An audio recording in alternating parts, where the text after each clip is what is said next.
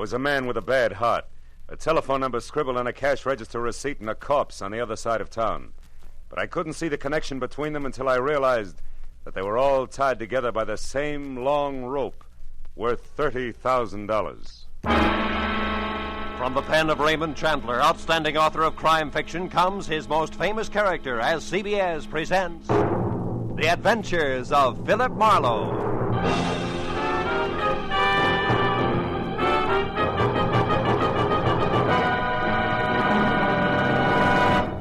And now, with Gerald Moore, starred as Philip Marlowe, we bring you tonight's exciting story, The Long Rope.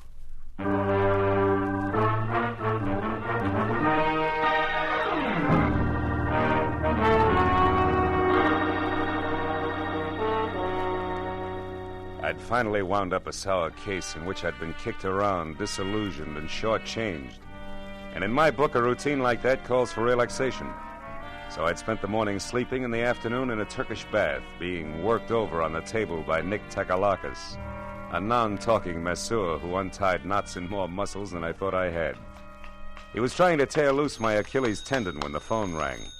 It was for me. Nick wouldn't let me up, so I took it lying down. Yeah? Marlowe speaking? My name is Sidney Vanetta, Mr. Marlowe. I've tried all afternoon to reach you. Oh? Nick, what can I do for you, Mr. Vanetta? I've already made your reservation with American Airlines. You're leaving on the 10 o'clock plane tonight, and you're taking with you a set of pearls for a certain buyer in Chicago. Now, wait a minute, Mr. Vanetta. Maybe I can... No, maybe, Marlowe. I've checked thoroughly on you and find you entirely qualified, which is important because the pearls are a perfectly matched set in a rope valued at about $30,000. The buyer wants them, and I made up my mind just this morning to sell. The proceeds will go to my niece. Lucky girl. Indeed she is, particularly since I have no respect for her as a woman. She presumes to be a sculptress of all things, but she's my only heir. I'm selling the pearls simply because I know she would, and I can get more for them. Yeah, Hey, Nick, wait a minute, will you? Why all the hurry, Mr. Vanetta? First, the buyer is leaving Chicago tomorrow. Second, my heart may fail me at any moment. That's the hurry, Mr. Marlowe. I see. Well, I'll take the job, conditionally. But suppose I come out and talk with you. Telephones are deceptive. Very well. Come to 7241 Adams, just below Western. I'll expect you in an hour, at 6, sharp.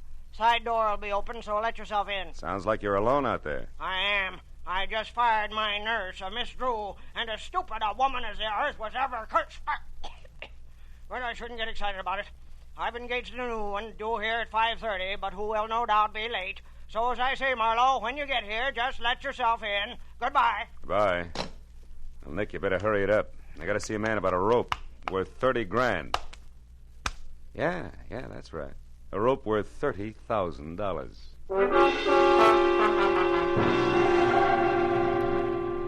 Vanetta's place on Adams was a big, fancy, and dirty gray place. 40 years ago, it had been a proud, expensive house. But now it squatted at the back end of a rundown yard like a bitter old man too tired to move. I found the side door unlocked and went in. The hallway was dusky and had the odor of moldy wool. I called Vanetta's name but got no answer. So I poked on in until I heard the snapping of an open fire. It came from the library. A big chair was drawn up in front of the fireplace, and there Vanetta sat. His chin sunk deep in his chest and his eyes closed. I coughed, but he didn't hear me, so I stepped close and shook him gently by the shoulder. All it took was a gentle shake. He sagged forward and poured out of the chair like stiff syrup. Mr. Vanetta was dead. I started for the phone to report the body, but then I heard gravel crunch in the driveway. Someone else was coming in that side door, so I stepped out into the hall and waited. Mr. Vanetta, it's... Oh. Who are you? Philip Marlowe. Who are you? Steve Temple. I'm Mr. Vanetta's business agent. You're on business now? Yes, I am. It's all the same to you. I came to see Mr. Vanetta regarding some pearls. So if you'll excuse... Oh. Yeah, the pearls can wait. Their owner's dead. So it finally happened, huh? You're taking the news very well, Temple. I've been expecting it every day for 5 years. You found him, I suppose? Mm-hmm. We had an appointment at 6. He wanted me to fly his pearls to Chicago. What are you staring at, Temple? Why, there's a bottle of medicine here. What about it? For years, he's kept this stuff beside him in case of an attack. Yet, when he actually needed it, it was over here on the sideboard out of his reach. Ironic, isn't it? Very. He fired Miss Drew, his old nurse, today and didn't expect a new one until 5:30. Say, do you happen to know her name? No one.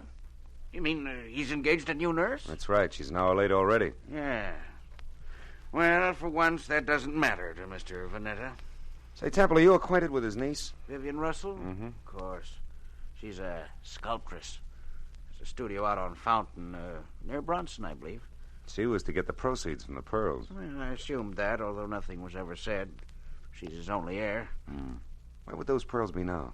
He kept them in a wall safe behind that picture there, consistently against my advice. Yeah, sure. Opens with a key. Where would that be? He carried it with him on his watch chain. Why? What are you going to do? I'll take a look at the pearls and then have them impounded. Yeah, this must be the key. Now, let's open it up. He's there, that velvet case. As big as an overnight bag. Must be some string of beads. It is, Marlowe. Here, let me open it. There. Right. It's nothing but tissue paper. Yeah. It's not too surprising. While Temple called the police and tried to keep the details straight on a natural death and an unnatural theft, I went over the room again with a new viewpoint. All that turned up without an easy explanation was one, a cash register receipt for $1.34 with the phone number Republic 2809 penciled on the back, and two, the peculiar position of Mr. Vanetta's medicine bottle, which Temple had already noticed. I dropped the receipt in my pocket and told Temple to wait for the law. He gave me his home address and phone number, and I promised to check in with him later and left. The first stop was a phone booth where I dug into the nurses' registries and hit pay dirt on the fourth call. Miss Drew? Yes, we have a Miss Drew. Is she the one who worked for Mr. Sidney Vanetta but was fired this afternoon? That's his opinion. Actually, Miss Drew quit. All right, have it your way. Where can I get in touch with her? She's right here where she's been since 3 o'clock this afternoon. What is the nature of your business, sir? Never mind. You've already answered my question. But look, Mr. Vanetta hired another nurse to replace Miss Drew. Is the new girl one of yours? Absolutely not. Mr. Vanetta will never get another nurse from this registry or from any other that I know of. You're so right. He's utterly impossible to please in any way, and we're through trying. Goodbye. Well, Miss Drew was in the clear. Vanetta began to focus as a pretty odd Johnny. But I was still trying to figure why the new nurse hadn't shown up when I reached for a cigarette and brought out the cash register receipt with the phone number on the back. So I tried it. Republic 2809. It rang, but nothing happened. I got in my car then and drove up to Hollywood and out Fountain to Bronson, where the only Vanetta heir, Miss Vivian Russell, had a studio. It was a converted double garage with a lot of north windows, so her new close-to-the-ground Hudson sat outside in the driveway. The adjoining four-room apartment looked cozy enough, if you liked wading through chunks of marble and eating off of last week's newspaper. Yeah, I was braced for a dowdy Amazon with broken fingernails as I rang the bell. That's why the dainty 118 pounds of taboo-scented blonde, who was clad in 10 chartreuse yards of whispering silk cut like lounging pajamas, caught me as flat-footed as a duck when she opened the door. Hi. Did you want something? Yes. Yeah. My name is Marlowe. I'd like to speak to Miss Vivian Russell. You are. So go ahead and enjoy yourself, Marlowe. May I come inside? I have some bad news, Miss Russell. Oh, sure. Come on in. Now, shall I sit down or just hang on to something? Suit yourself. Your uncle, Mr. Vanetta, died this afternoon. Oh, his heart finally gave up, did it, huh? Yeah, but you shouldn't go all to pieces like that, Vivian. Now, wait. He meant nothing to me, but I'm glad his suffering is over. The pearls are missing, too. Well, really? What happened to them? They were stolen, and don't tell me that means nothing to you, because you're getting the money, $30,000 worth. What? Uncle Sidney intended to give me the money from those pearls? How do you know that? I'm a private detective. He told me he was my client. Oh, then you're out of a job. Say, how would you like to work for me, Marlowe? I'm serious. Now I want those pearls back, you know. Now, for $25 a day in expenses, it's a deal. Now, you tell me something. Who did your uncle hire today to replace Miss Drew? The nurse? Why, I didn't even know Miss Drew had been fired. How did you know she didn't quit? With Uncle Sidney? Try me again. Republic 2809. That doesn't mean a thing. Hmm. You know, Marlowe, you've got an awfully good head. Are you speaking as a sculptress or just an ordinary chiseler? And what is that crack supposed to mean? You didn't know you were getting the money legally. You might have taken the pearls yourself. Oh, stop it, Marlowe. Okay, client. Well, I'll run along. I've got work to do. All right, but don't forget that all work and no play makes for a dull companion. Yes, and it also makes $25 a day. I'll be seeing you. All the way down Sunset Divine Street, I kept telling myself $1's a buck regardless. But the idea that I'd been grabbed at stayed with me. Vivian Russell had plenty of motive as a dry land pearl diver, and if that's true, she'd need a patsy just to keep her abreast of the situation. I turned north on Vine and twisted up Beechwood Drive to 2000, the number Steve Temple had given me. He had had 2 hours of playing 20 questions policeman style, and I figured it was time to check his score. Also, Temple was the man to fill in a few blanks on my new client for me. His place was dark, but I got out anyway and started up the walk to his door.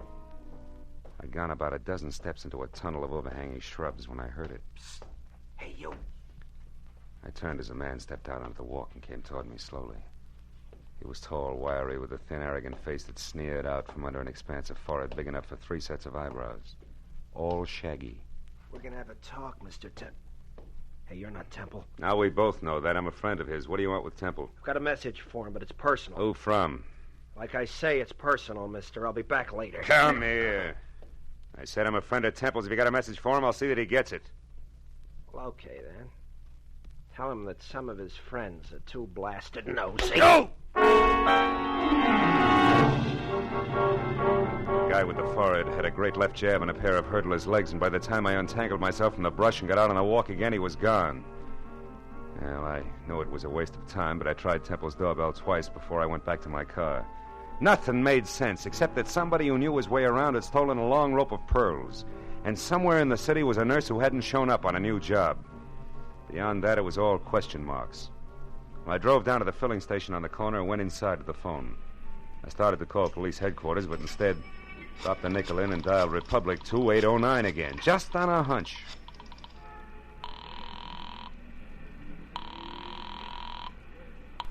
Lieutenant Ibarra speaking. Ibarra? I didn't dial you, Ibarra. What? This is Marlowe. Well, you got me anyway. Now, listen, Phil, I hear you're on that Vanetta case. Yeah. If it'll help you any, the coroner says definitely he died of a heart attack. No homicide involved. Thanks, Lieutenant. Hey, but look, where are you now? In a flat on the corner of Union and 59th Street. Why? Well, is that phone number there, Republic 2809? Well, that's a great piece of deduction. You just called it. Ibarra, listen, I found that number at Vanetta's place this afternoon. What's going on down There's a there? girl here named Betty Larson. Yeah, she's a nurse, right? No, wrong, Phil. She's a corpse. Before that, she was a waitress. Just a waitress. Somebody came to her door and killed her for no apparent reason whatsoever.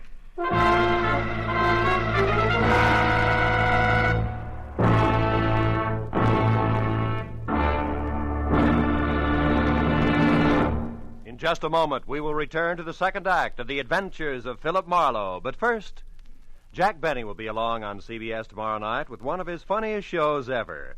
In addition to his regular hecklers, Dennis, Don, Phil, Mary, and Rochester, Claudette Colbert and Vincent Price will pay a call on Jack. And with Don Wilson still wanting a raise in pay, and with Jack still trying to starve him into talking terms, you're sure to find the situations full of the hilarity and fast-moving fun that have made CBS's Jack Benny Show the top-rating comedy of all. Yes, remember, CBS also means Catch Benny Sundays. Now, with our star, Gerald Moore, we return to the second act of Philip Marlowe and tonight's story, The Long Rope.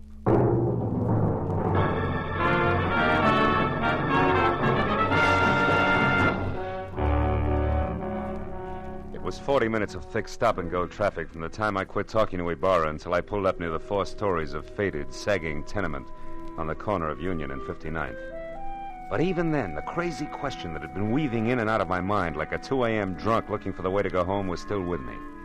Why was the telephone number Republic 2809 bracketed by a couple of dead people who, as far as I could see, should have had nothing to do with each other in the first place? And right there, for the 10th time running, I drew a complete and unabridged blank. But a minute later, when I climbed out of my coupe and over the bumpers of the half-dozen squad cars that were jammed into the narrow street like so many toy autos that a kid had forgotten about, I quit asking myself riddles and started looking for Detective Lieutenant Ibarra, A quiet man who always preferred fact to fancy. I found him in a cheap but clean uniform crowded room on the second floor, standing a few feet away from the body of Betty Lawson, a girl in a bathrobe who had once been something pretty in her early 20s. Well, Phil, the coroner says she was shot twice in the chest at close range, died instantly. Is that where she fell, Lieutenant, there near the door? Yeah, looks like she'd just gotten home and into her robe when someone she didn't know knocked on the door. The safety chain was still on when we got here, and the windows lead no place. Those chains let a door open just wide enough for the barrel of a gun, is that it? Yeah, but how does all this add with those missing pearls and the rest of that business over on Adams, Marlowe? Not like 2 and 2, believe me. So far, Ibarra, the only question is the telephone number. Tell me, where did this Betty Lawson work? Well, we haven't gotten that far yet. So long, Lieutenant. Yeah, so long. Right now, we only know that she was a waitress who stayed here with her brother, who was some kind of a student. They got along pretty well together. She was single, too. Lived here since... Oh, wait a minute. Tiny Bar. Oh, yeah, Mooney. Ryan's Cafe, huh? Ryan himself runs it. Okay. I'll check it personally, right? Hey, is that where she worked, Ibarra, Ryan's Cafe? Yeah, but it's funny, Phil. She lived here since early 1947. And Mooney tells me she worked that 24-hour hash house just as long, yet it's way over on the other side of town in Western. Western and where, Ibarra? The 2300 block. Should be near Washington. Washington, which is only 1 block from Adams, and that starts to close the big circle. What do you mean, Marlowe? Well, that the Vanetta place is on Adams near Western. Look, Ibarra, how about letting me huddle over a cup of Ryan's coffee before the law steps in, huh? Oh, you got a hunch you want to check, Phil? Yeah, that and a cash register receipt. What do you say? All right, but play it close, fellow. Ryan probably doesn't know about this yet. No? Unless, of course, he squeezed the trigger. Goodbye, Ibarra.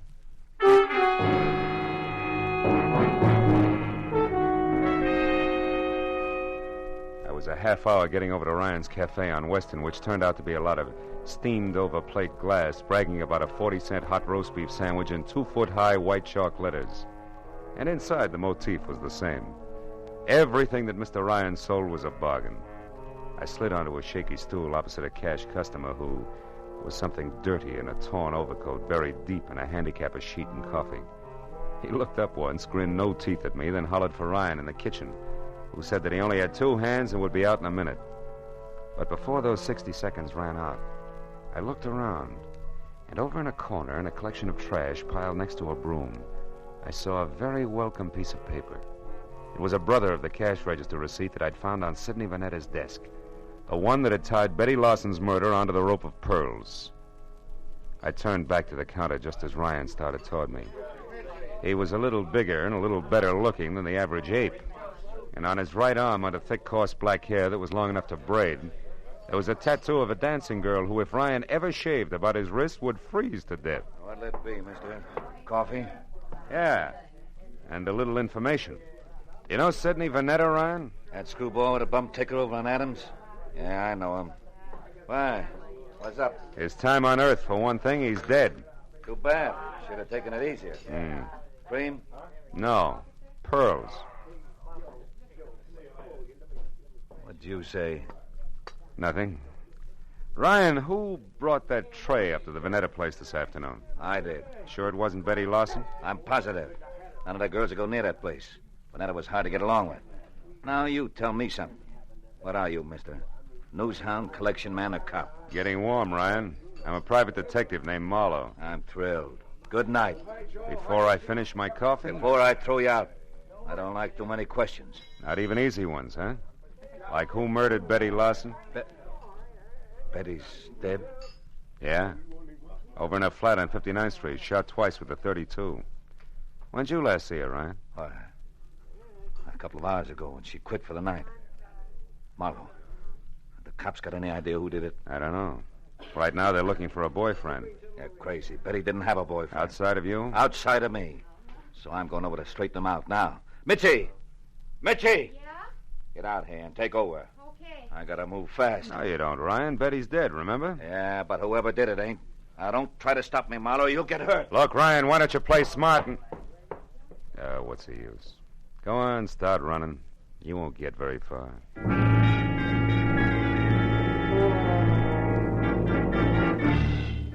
For the first time that night, I felt sure of what I was saying. Because even as Ryan had squared himself away to play bounce the private detective, I suddenly noticed a friendly face working hard. over a stale donut at the far end of the counter. It was Lieutenant Ibarra. And when Ryan tossed his apron aside, grabbed at his coat, and slammed out the front door, Ibarra turned and nodded at a short man nearby who was idly picking his teeth with the end of a book of matches. At that, the man dropped the matches into his pocket and left. Then Ibarra moved over to me. Didn't mean to crowd you here, Phil, but after you left, we found out that Ryan and Betty Larson used to see quite a bit of each other. Don't apologize, Ibarra. Probably would have cost me a couple of front teeth if I hadn't noticed you. Warm up your coffee, mister? Yeah, please. You, Ibarra? No, Phil, I gotta move now. You see, I don't think Ryan did this. I told Mooney to follow him, but not to pick him up. The chances are good that Ryan's heading straight for Betty's apartment to demand that the police find out who killed his girl, so I'm going the other way, to Ryan's house. There may be another woman in this. Jealous one. But no rope of pearls, huh? No, Marlowe, I don't think so. Good night now. Night, Lieutenant. Well, Mitzi, how long have you worked here? A couple of days. But I don't know nothing about Mr. Ryan. I'm a married woman, and Hey, what do you think you're staring at, mister? Maybe something wonderful, Mitzi. Tell me, baby, do you always wear that kind of a uniform when you're working here? Sure. Ryan says this girl should look neat and clean. It helps business. Anything wrong with that? No. Matter of fact, it might be just the lead I'm after. What are you talking about? Yeah, and if I'm right, baby, the rest of this case will be a cinch. So good night and thanks. You've been a big help, sweetheart. When I got back to the corner of Union and 59th, I took the stairs up to Betty Larson's flat 2 at a time, crossed the fingers on both hands, and prayed that Ibarra was right about Ryan returning to his girl's place. When I stepped into the room a second later, I knew that I'd never doubt the good lieutenant again because standing next to an open window and staring out at nothing was Ryan himself, numbed and red-eyed. I asked him one question, and although his answer was only a couple of words mumbled between trembling lips, it was all I had to know. Now everything, Betty Larson's murder, the death of Vanetta, the guy with the forehead and the missing pearls, the whole shebang was starting to fall together. Oh, come on, baby, be home, please. Marlowe, Vivian. Look, honey, I want you to do me a favor. Get hold of Steve Temple and meet me over at your uncle's place on Adams as soon as possible. I need your help. Goodbye. Well,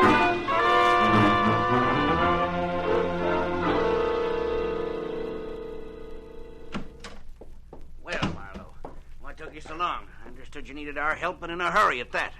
I had quite a way to come, Temple. Is Vivian here? Yes, Marlowe, Vivian's here, and that means that we can stop counting noses. Now, why do you need our help?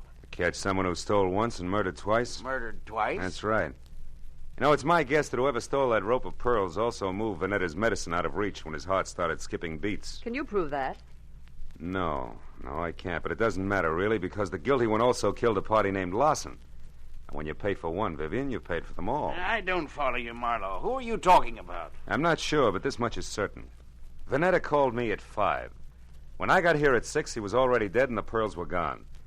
Now, I figured that whoever took them argued with him first, which makes that person, 1, somebody who knew Vanetta, and 2, responsible for the old man's death. Then the new nurse couldn't possibly have been the one who stole the pearls. No, but the new nurse could have been the one who overheard everything while standing right here. Haven't you been able to find this nurse? No, not yet. But sooner or later, honey, I'm sure we'll catch up to him. Him? Yes, Temple, I said him. Nurse Larson is a male with a lot of forehead and few ethics.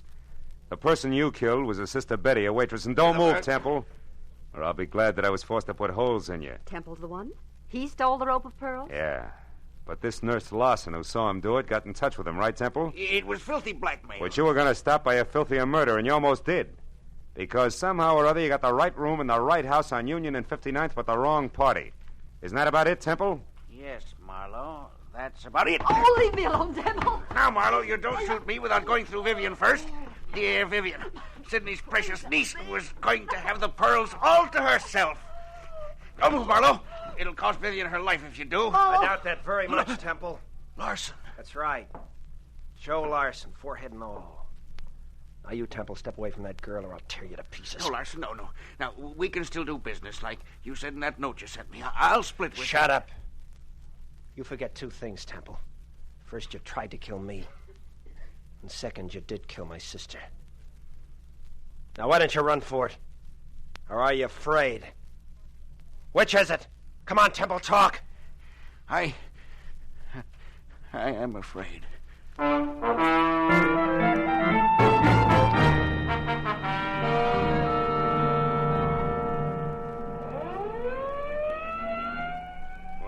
that just about winds things up. Yep. Joe Lawson sent up for attempted extortion, and Temple... Sent up for good. Mm-hmm. Say, Marlowe, when you called a while ago and said that you wanted Temple and me to help you, did you know then that Temple was the murderer? No, I didn't, Vivian.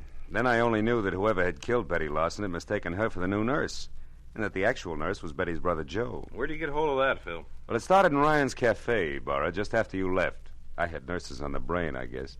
And when I took a good look at the waitress there, I suddenly realized that her white uniform, white shoes, and white cap could easily confuse a guy like Temple, who also had nurses on the brain. Well, I can see a killer making a mistake about appearances, all right, but I still don't understand how it is that the telephone number of my uncle's nurse turned out to be Betty's apartment. Because a nurse did live there, honey. Betty's brother was a medical student, part-time male nurse, and full-time bum.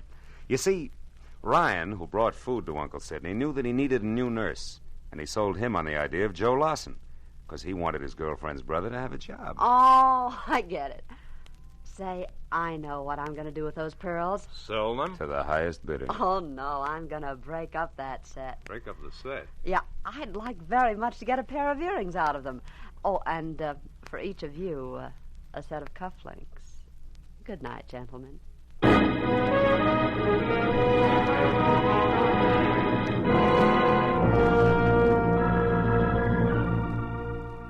When Vivian got into her car, aimed it toward a collection of chipped rocks on Fountain near Bronson, and waved goodbye, it was nearly 3 o'clock in the morning.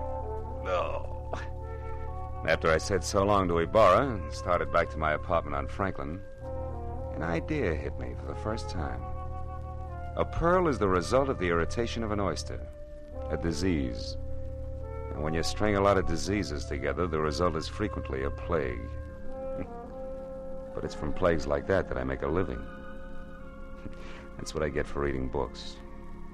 I wonder if I'll ever go any place where I can wear pearl cufflinks.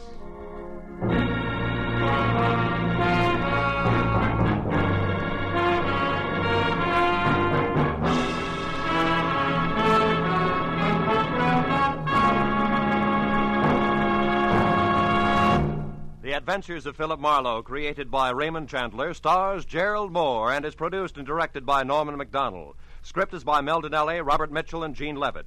Featured in the cast were Junius Matthews, Louis Van Ruten, Fay Baker, David Ellis, Lillian Baeff, and Ed Begley.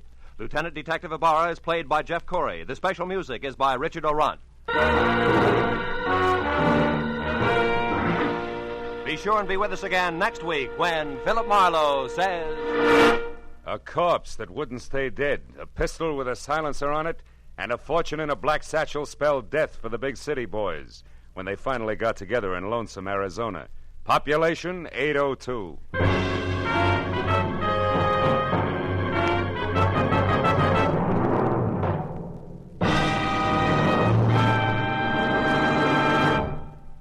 Stars light, stars bright, and that's no optical illusion. The brilliant gleaming list of stars on CBS tomorrow night. Van Johnson's the star on the Prudential Hour drama. Spike Jones will positively appear in a sketch getting the war paint off Bob Hope's latest movie. Jack Benny will have Claudette Colbert and Vincent Price as his special guests.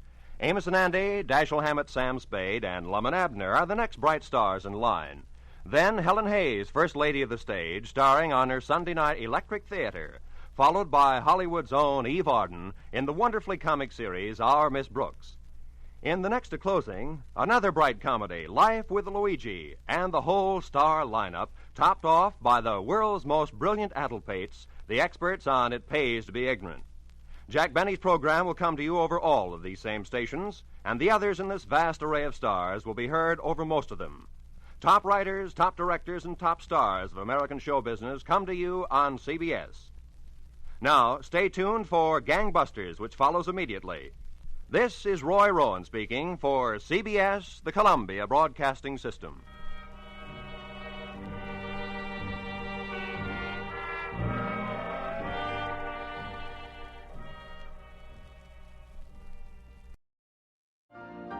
You've been listening to the OTR Gold Network. Find more classic radio at otrgold.com.